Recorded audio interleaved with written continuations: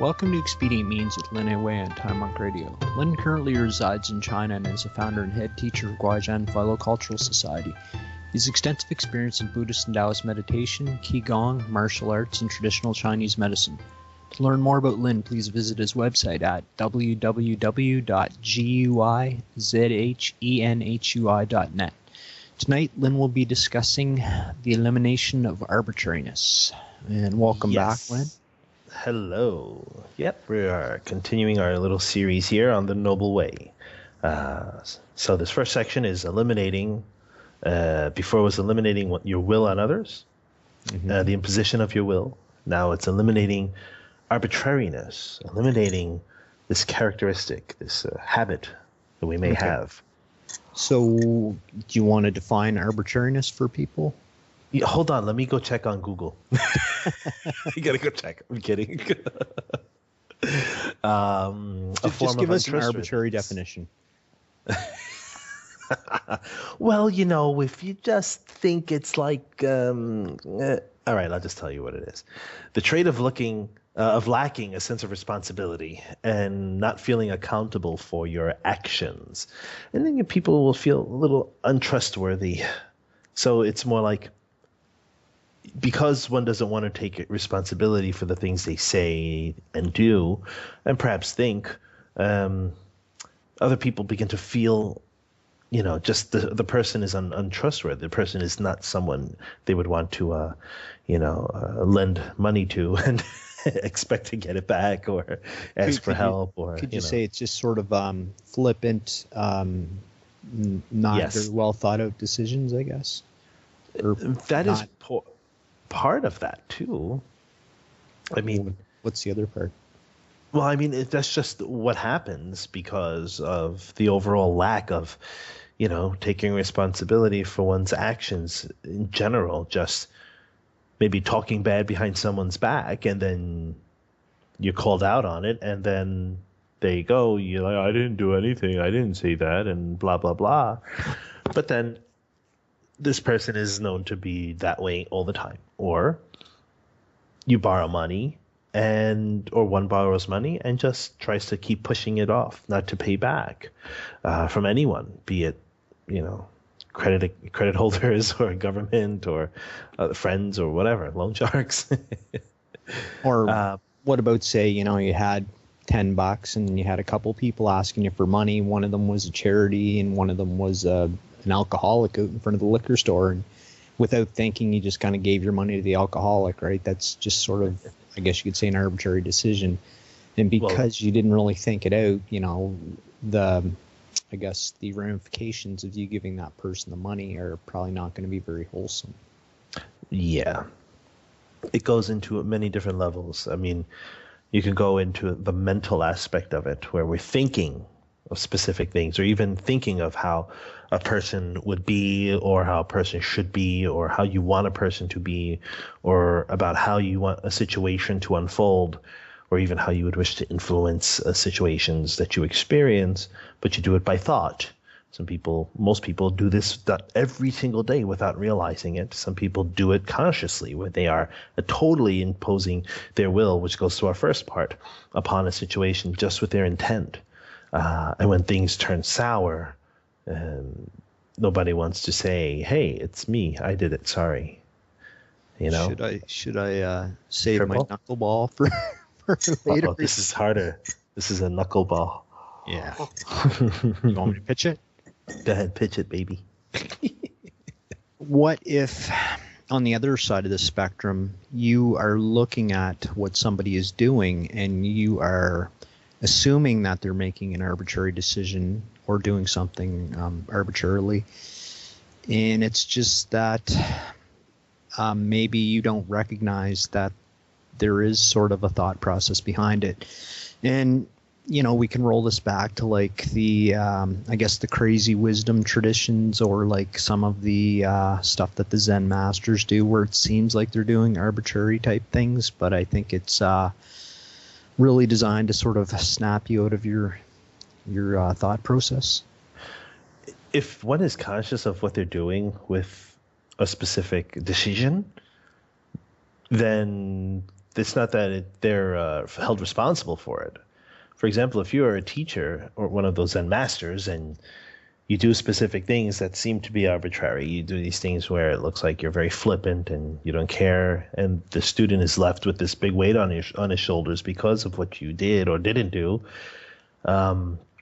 most likely it was purposely done to give the student a little push, a little kick in the butt to wake up. So it's really of knowing the end result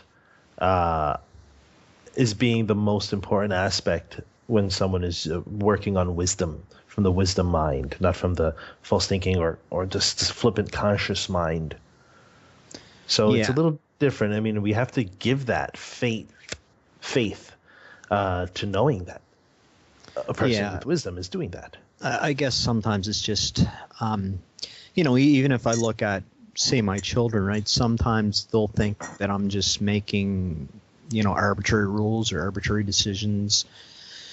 And, sometimes they're right. Sometimes, you just react without fully thinking things through. But other times I'm doing things for specific reasons, but they just don't have the eyes to see it, right? Mm-hmm. Most people don't, whether they're children or adults. People assume that it's just excuses, or it's just some type of cop-out, or it's just some type of way to run away from what you should be doing, in quotations, should in quotations. I mean, I have students in my middle school here, and I asked them what do they dislike about the things they experience in the school. And I can come up with millions of different reasons of the things they think are ridiculous in a school system. And I tell them, well, do you understand that you are 13 years old and you only have, I would say, about 7 years of actual trying to make sense of things, when people who are running the school have about 40, 50, 60 years. So you have to give them a little bit more room to work with. Don't assume you got it after 7 years, and people are still trying to figure it out after 40. So, all right, that's fair enough, I guess. We all recognize the limitations and the problems with sort of viewing other people's decisions as arbitrary. But how do we recognize that in ourselves? Yes, the biggest question. That is very important. We have to just really admit that we are not 100% right, and that we are really, always in the sense of making mistakes at any time. And we have to really just pay attention to what we say, what we do, what we think, and how we act with those three things. It's very important. If we don't pay attention to what we do, we're just kind of like one of those tops that you just pull the string and it just keeps spinning and spinning and spinning. It goes in any direction, and it wastes its energy, the energy that it was given to spin. We do that all the time. Every day we come home exhausted. We're can't wait to get home to relax on that couch or on the bed because we're exhausted of all the things we did. If we just pay attention to what we do, we won't do a lot or more than half of the things we've done all day long. We won't come home exhausted unless you're doing physical exercise, like strong physical things. It's a little different.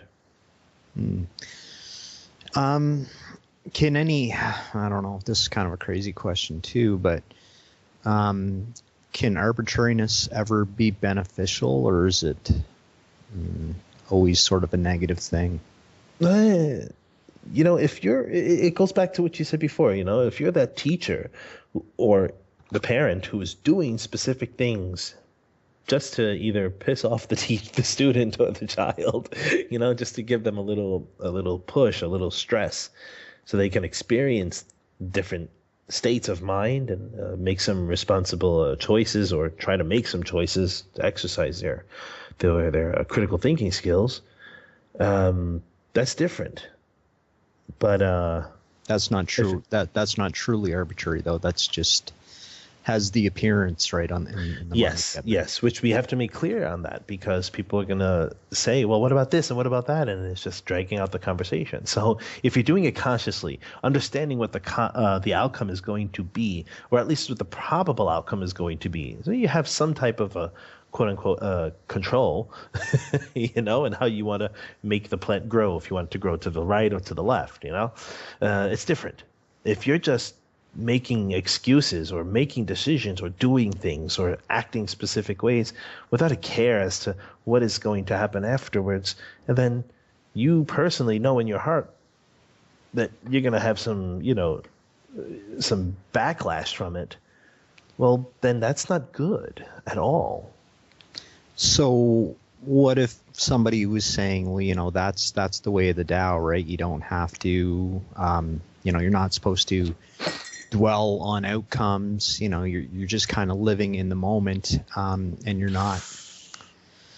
I don't know what the best way to describe it is. I know what you're saying. The general understanding of going with the flow and practicing the Tao out of the Tao Te Ching is what.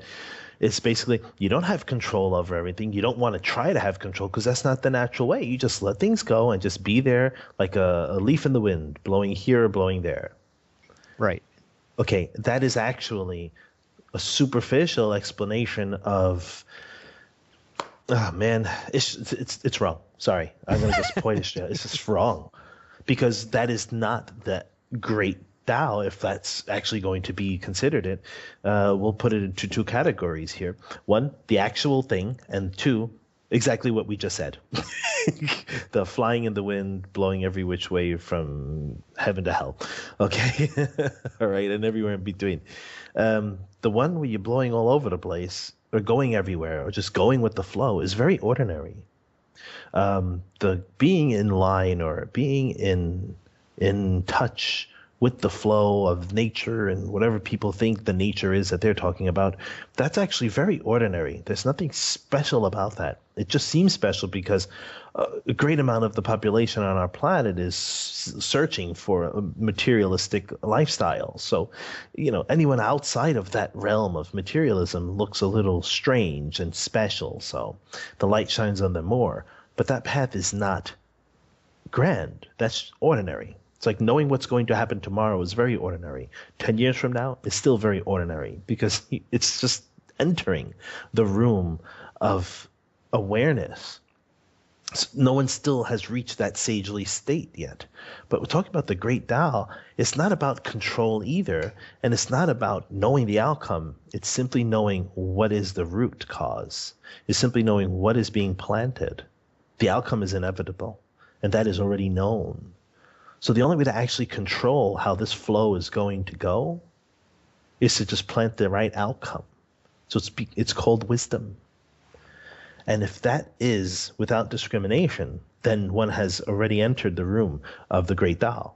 But we are already surrounded by this great Tao, because it is our nature.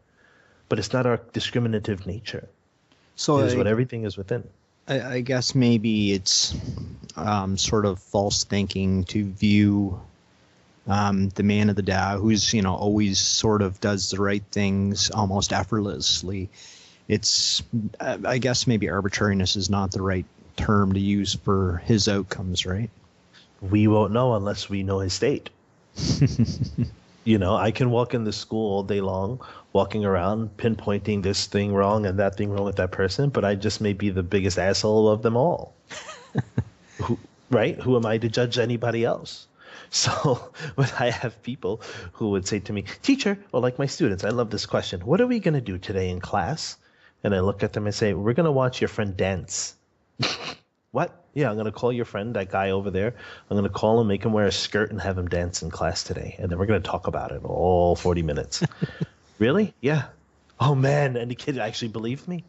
And he was so excited. And he was like, you're going to start dancing in class today. No, I'm not. And I get up, and everyone gets up, and we bow, and we say, okay, we're ready for class.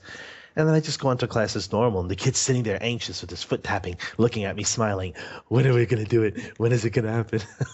I look at him, and I just say, you're a moron. And his whole face went from smiles to frowns. And I said, I was going to make your friend dance, but I figured, why don't you do it after class? And he just totally got, oh my God, I don't want to do that. He didn't realize what I was trying to do is not to be so gullible, man. Yeah. You know, it's like, look at the facial expressions, examine them in people, the body language and the emotion that comes from that feeling you receive from that. What does that tell you is going to happen? So I teach this in class too, just not directly. I do it very, indirectly. But anyway, it's just like that. And they'll say, oh, wow, the teacher's crazy. Right? But then they go, no, I think this is a really awesome thing and awesome class and whatever. And then when I let the cat out of the bag and I let them know what I was doing, then they go, oh my God.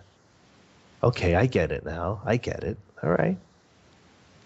So, okay, I mean, it's kind of the same idea, but like, you've got some people that, I don't know if you want to call them gamblers, but they're just the type of people that kind of say, well, let the dice fall where they may, right? Let's just kind of put ourselves in the hands of fortune, right?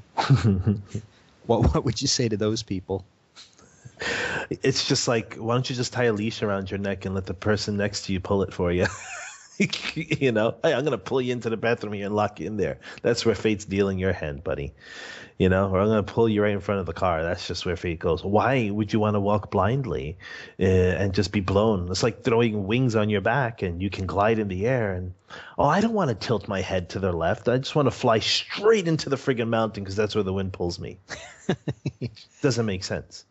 All right. So, yeah, I guess we've got to, as cultivators and I guess society in general, we have to, well, we don't have to, obviously, but we would be much better off. Yeah, yes. we would be better off if we took responsibility for our actions, right? Yes. When we say things, understand, even though there's freedom of speech, it does nothing if there is no responsibility taken for your actions.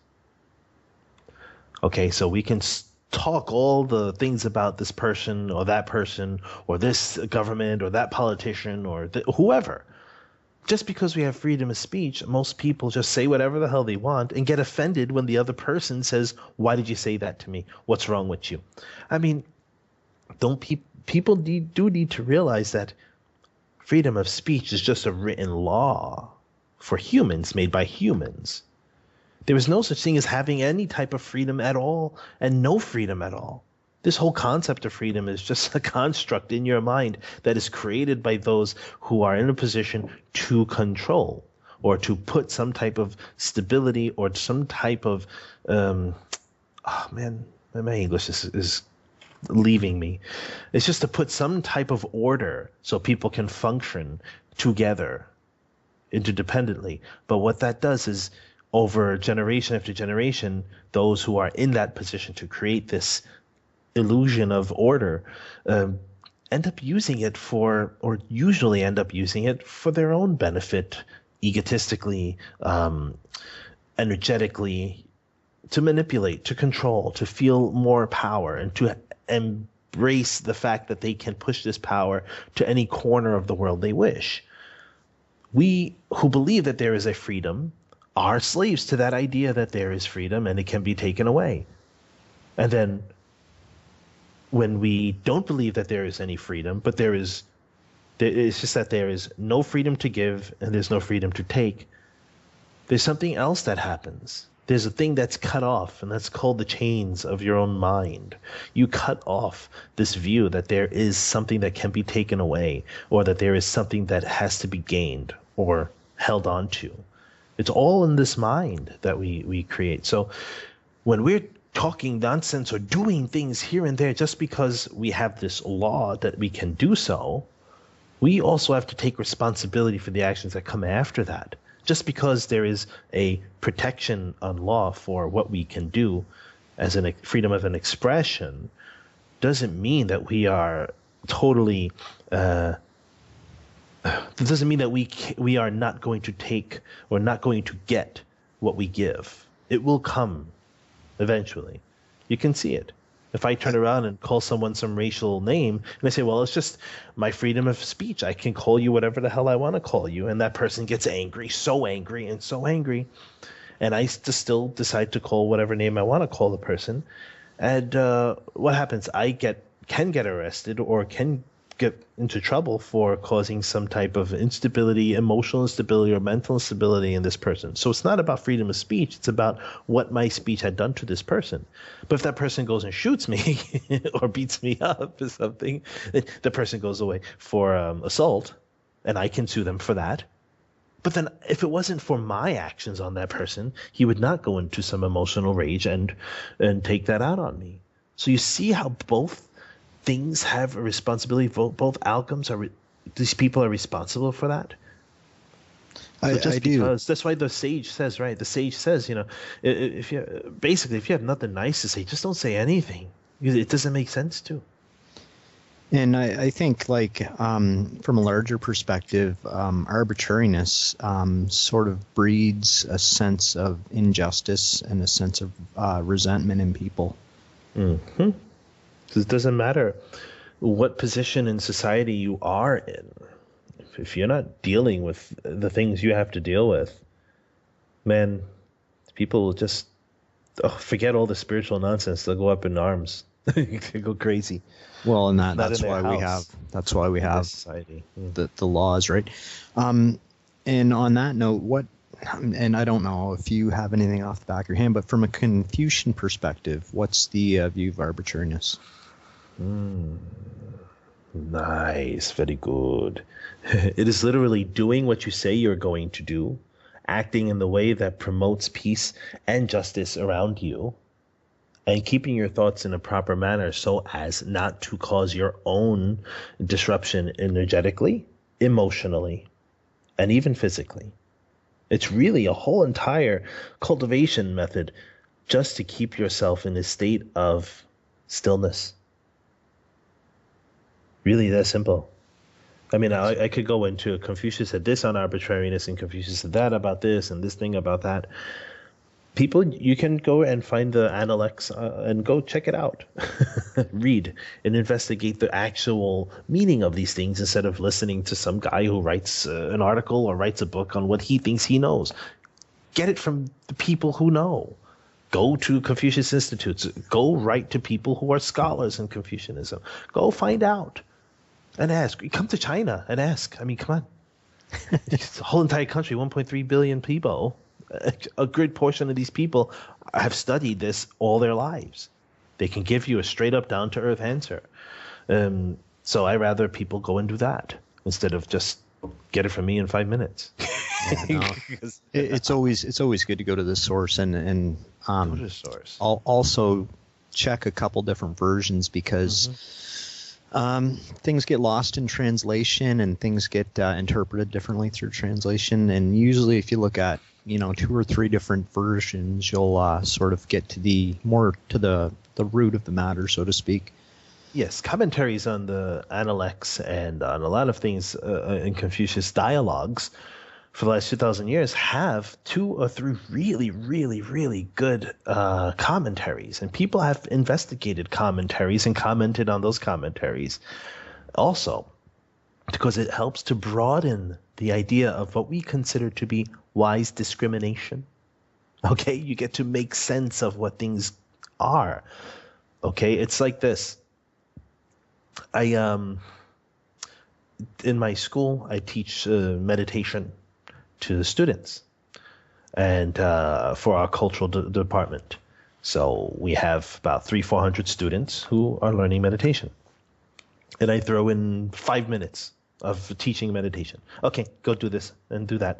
That's it. 5 minutes I speak, and then I leave the room and let them do whatever they do, just to give them the feel, not to feel like it's a class. It's their freedom. It's their free time, basically. But it's an actual, real, official class. Anyway, I find out after a month or 2, because I also taught the main person who's head of the department for this cultural development meditation. So he puts 5 minutes every class. Okay, after a month, the closing for our semester, what do they find most useful from their cultural their cultural research? and almost all of the 300 to 400 students write down meditation, and then they give their examples of it. So this is amazing. I think that's interesting.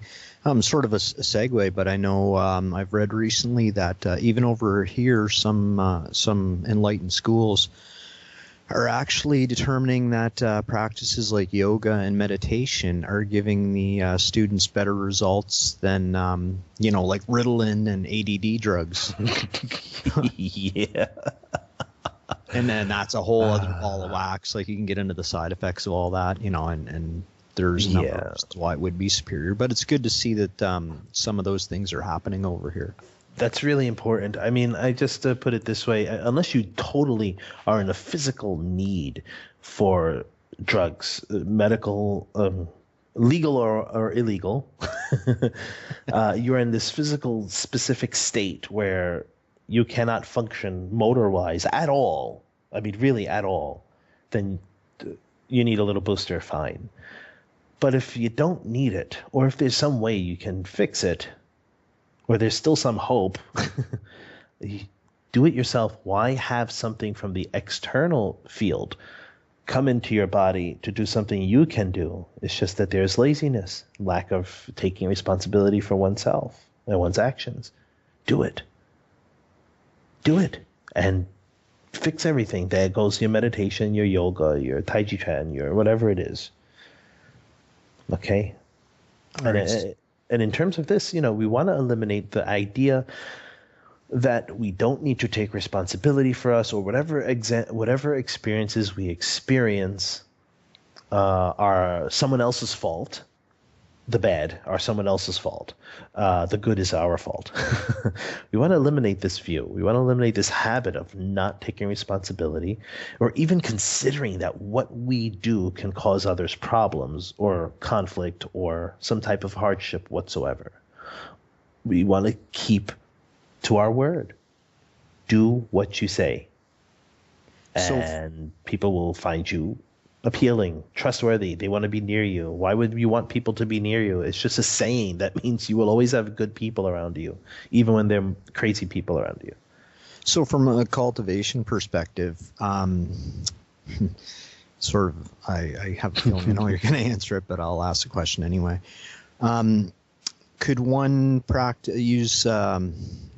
would one sort of eliminate arbitrariness in their own mind, but would they also try to recognize arbitrariness in others?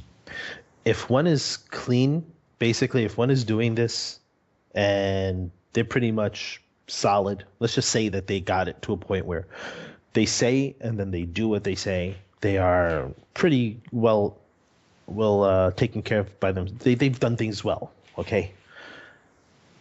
It would be understood of who is what and in what specific manner they are in, but they wouldn't even consider bothering with entertaining any further thoughts about other people. It's none of their business.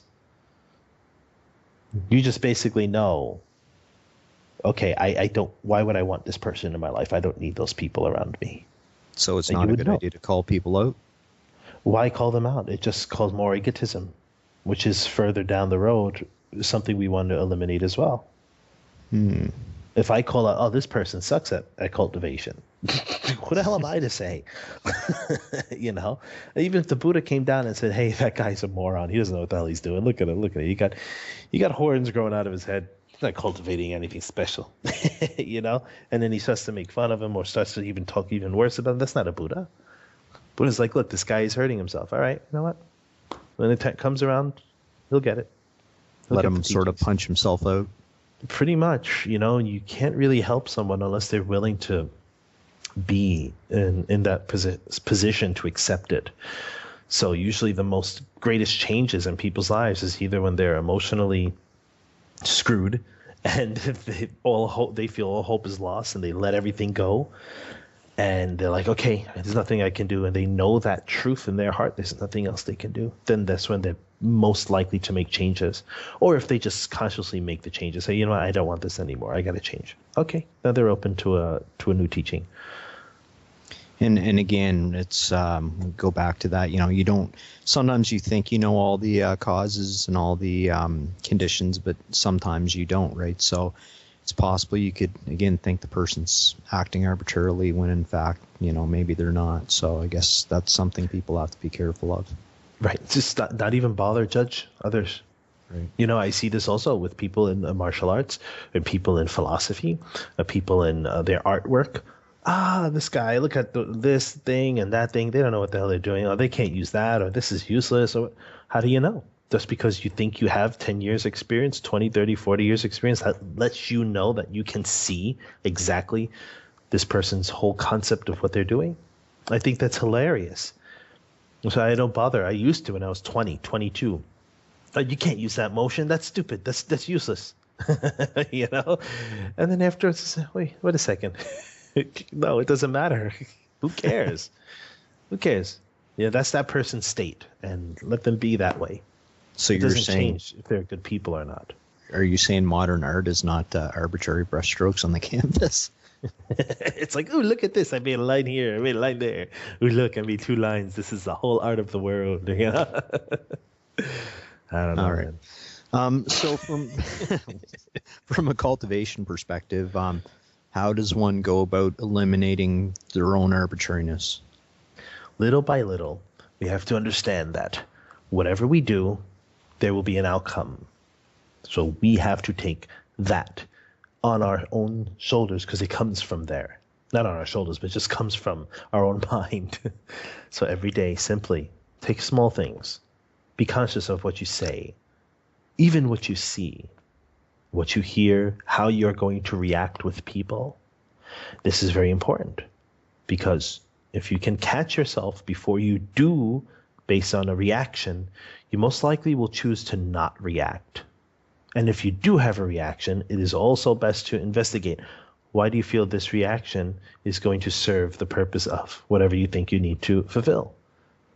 One question leads to the next question, and always it's the question of why. I have a feeling that this is going to go back to something called mindfulness again. Yeah, there you go. I didn't want to say it because we said it, I think, sometime before. You probably said it about 4,000 times over the course of these interviews. The last 2 years, yeah. Look, if we can just catch ourselves doing what we do, we won't have to do that anymore. That's true mindfulness. True patience is when patience doesn't arise because there's no cause for you to be impatient. Okay, so true mindfulness is when it just doesn't have to be that way anymore. I don't know how to ask this, but does one reach a point where you almost don't have to think things? How do I say this? Does one reach a point where you don't have to overanalyze everything, where sort of the right reaction just sort of springs up naturally? Yes. Next question. How do we get there? It's this practice, exactly this practice of watching how you do and understanding why we had reactions we've had before. For example, the way I reacted to things when I was 17 or in my teens, that those experiences or those situations, that have come up when in my mid-20s, I don't have the same reaction to them before because I was able to see how I reacted to those things and just change them. Why? Because it didn't give me a good experience. It didn't give me something wholesome. It didn't give me some peace in the heart. It always kept me anxious when I was a teenager. And I had to work to find out how I can not be that way. Because that was my whole thing, is why do I have these reactions? Who showed me I needed to have these reactions? Oh, I made these decisions my own. I accepted other people's examples unknowingly. So I spent my teenage years into my 20s trying to break through all those memories and walls and habits of how I speak to people and how I do things personally and in public. And finally, now I'm 34, I'm able to actually just be a way that has not been taught to me, has not been, and I'm still working on it. I still have a lot. I mean, we have lifetime after lifetime of influence. I mean, this goes on for ages. So at least I got to a point where I can say, hey, I can recognize what is proper and what is given, or what is that I have accepted from people as a child growing up, all into my mid-20s, late 20s. I would say, especially in modern society and the media and all that, it almost, I don't want to say brainwashes people, but it almost makes it look glamorous for people to act in arbitrary ways. Mm-hmm. They make it look cool. Right, yeah. And it attracts people to say, hey, that's the normal way of doing things. And anyone outside of that is just not normal or not accepted or not part of our society. So it's all around us. If we can just pay attention to what influence we have on TV, on music videos, movies, out in the street, in our own mind, okay? And just from the people around us and the books we read and the clothes we wear, these things influence your energy, influence how we are going to think. That influences what we feel and how we're going to express those things. We have to pay attention. Could you say, is arbitrariness almost the, maybe it's not a good word, but the opposite of wisdom? Or just lacking wisdom, I guess maybe would be a better word. Lacking understanding, lacking actual wisdom. And you have wisdom, worldly wisdom, which is experiential wisdom. Okay, I'm not going to punch through a glass window because I'm most likely going to get cut. You know, that's worldly wisdom. Actual true inner wisdom is there is no glass. And you cause the atoms in the glass to separate, and there it goes. I'm going to try that. Call 911. I'm kidding. But worldly wisdom is just straight up intellect, straight up experiential wisdom, intuitive wisdom, or innate wisdom, or that deep internal wisdom that, our great mind, wisdom mind. You don't need to go through millions of heartbreaks to get it. You don't have to, lose all your money in the stock market to understand it, or even to awaken to it. But those things help. If you have the right methods added to it, it can help. Hence is why you have monks who sit 30, 40 years in the temple meditating or attending to the temple duties and helping people around the country or whatnot around the world who don't have a love relationship with people but can't give people love advice. People think that's ridiculous. How can that even be possible? How can it even work? It's nonsense. No, because you don't have to be in it to see the way of it. When usually people are in something, in an experience, they don't know what to do. They don't realize, just cut to the chase. They get stuck. If people want a real powerful expedient for cultivation that'll point out all your flaws, I highly recommend having children. Yeah. Because they will point out, like when I first get into this stuff, I thought, like a family's kind of an impediment to cultivation, but the reality is, your children will point out things in you that you didn't even you would have never recognized, and you can't just dismiss it when it's coming from, your children who hopefully you love and want to do the right thing for. I know my own, again, with this arbitrariness, sometimes my children will point out a decision I make, and in their defense, every now and then it is arbitrary, right? And then I'll stop and think about it, and maybe there was a better way to handle it. So those type of things are powerful teachers that we just take for granted. Yeah, our family is totally a great, what's the word? Mirror of our flaws. Not our good things, our flaws. The good things are never spoken. The flaws are always put on the table in front of you. You eat it every day with the family. That's a way to look at it. Yeah. I mean, your children will tell you they love you every now and then, but it's not like they say, "Hey, Dad, you did a great job, doing my laundry or whatever," right? But if you do something Yeah. wrong, you're certainly going to hear it. So, Like my son, he says every time he gets what he asks for, or he asks for something and he gets it, basically, he goes, thank you, and he smiles and he runs off on his way. When you don't give it to him, he just starts crying and crying and crying. And all the explanations of the world don't help. And it's just, okay, just sit there, cry. And then he'll say, no, I don't want you to hold me now, Good. I'm not falling for your political tricks, you little mister, And then it just comes down to a smile, a laugh, and he just gives you the hug. But when you go give them what they want, it's just, it becomes this game. You got to give me what I want, or you're not a good person. And then we can ask that question ourselves. Oh my God, well, what kind of person? Oh my God, what am I going to do? Yeah. And that carries on with you, with the friends we have and the people we have around us. When they don't get what they want from you, they kind of just bitch and complain like little whiny children. Yeah, definitely. So I guess we're sort of getting near the end of the interview. So what methods? I mean, we've already discussed a few. Mindfulness. We did, but let's just put it all into one shot. Basically, start with things small and just pay attention to how you speak, what you think, and the emotions that come up, as well as the things you do, the deeds you do, the things we do. Okay, pay attention to those things. Why? Because if you have always experienced the things that you feel are normal for you, then you must be doing the same exact things over and over and over again.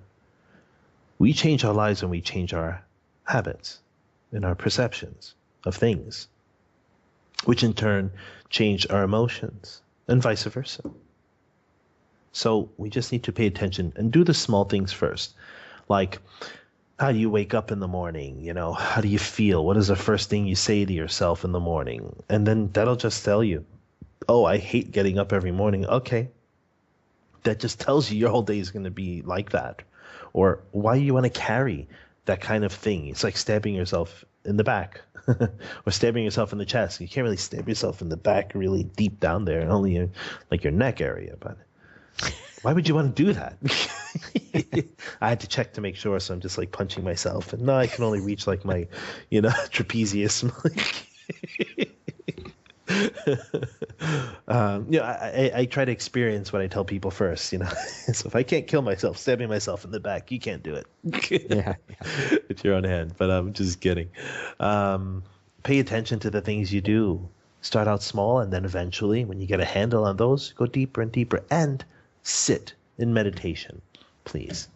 That will help you greatly with the patience you need to cultivate, or even just give yourself a better edge or a better chance on our happiness. Basically. There you have it, folks. Oh, yeah. All right, I'm going to give a little quote here, and I guarantee you won't be able to come up with... I never do. And when I do, it's someone else. I know. All right. Designs of purely arbitrary nature cannot be expected to last long. And that's by a man named Kenzo Tange, who is a Japanese architect. Cool. So he created the Matrix, Yeah, I'm kidding. So anyway, just wanted to thank you again for joining us, Lynn. Thanks to the listeners. And please be sure to join us next week as we discuss how to find stability within. Oh, yeah. All right. Thanks, Lynn. Thank you.